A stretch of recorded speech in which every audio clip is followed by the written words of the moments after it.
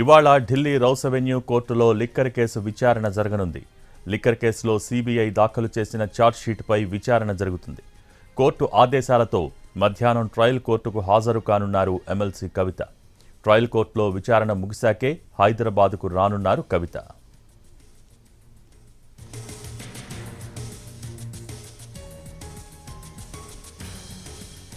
Delhi liquor policy కేసుల్లో కవితకు నిన్న బిగ్ రిలీఫ్ దక్కింది.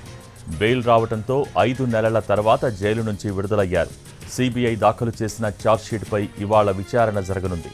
ఆ తర్వాతే మధ్యాహ్నం హైదరాబాద్కు రానున్నారు కవిత. ఆమెకు ఘనస్వాగతం పలికేందుకు బీఆర్ఎస్ శ్రేణులు భారీ ఏర్పాటు చేసుకుంటున్నాయి. మరోవైపు బీజేపీ, బీఆర్ఎస్ మధ్య ఓ రేంజ్లో మాటల యుద్ధం జరుగుతోంది.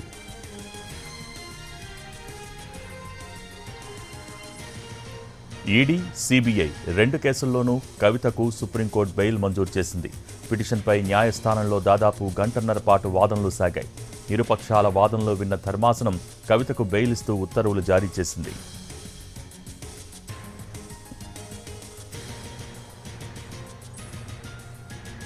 పిల్లలను వదిలి 5 నెలలు జైల్లో ఉండటం ఇబ్బందికరమని కవిత భావోద్వేగానికి గురయ్యారు. కేసీఆర్ కూతుర్నని, తప్పు చేసే ప్రసక్తే లేదని అన్నారు. తనను, తన కుటుంబాన్ని ఇబ్బంది పెట్టిన వాళ్లకు వడ్డీతో సహా చెల్లిస్తామన్నారు.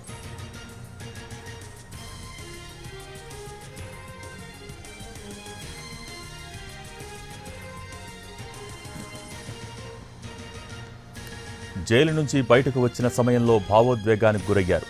కుటుంబ సభ్యులు, బీఆర్ఎస్ నేతలు ఘనస్వాగతం పలికారు.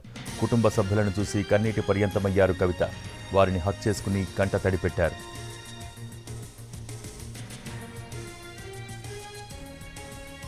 న్యాయస్థానంపై తమకు పూర్తిగా నమ్మకం ఉందన్నారు బీఆర్ఎస్ నేతలు.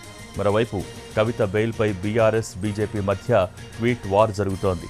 కవితకు బెయిల్ రావడంపై వ్యంగ్యాస్త్రాలు విసిరారు కేంద్ర హోంశాఖ సహాయ మంత్రి బండి సంజయ్. కాంగ్రెస్ పార్టీకి, బీఆర్ఎస్ లాయర్లకు కంగ్రాట్స్ చెప్పారు. దీంతో బండి సంజయ్కు ఎక్స్ ద్వారానే కౌంటర్ ఇచ్చారు మాజీ మంత్రి కేటీఆర్. కేంద్ర హోంశాఖ సహాయ మంత్రిగా ఉన్న వ్యక్తి నుంచి ఇలాంటి వ్యాఖ్యలు సమంజసం కావన్నారు. సుప్రీంకోర్టు తీర్పుపై సంజయ్ అభ్యంతరం వ్యక్తం చేస్తున్నట్టుందని ట్వీట్ చేశారు కేటీఆర్. బండి సంజయ్ వ్యాఖ్యలను సుప్రీంకోర్టు ప్రధాన న్యాయమూర్తి కోర్టు ధిక్కార చర్యగా పరిగణించాలని కోరారు కేటీఆర్.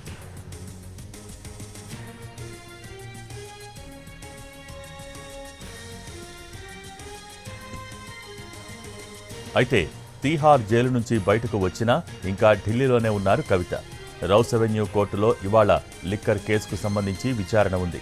సీబీఐ దాఖలు చేసిన ఛార్జ్షీట్పై రౌస్ అవెన్యూ కోర్టులో వర్చువల్గా విచారణ జరగనుంది.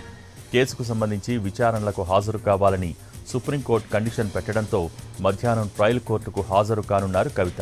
ఆ తర్వాత హైదరాబాద్కు వస్తారు.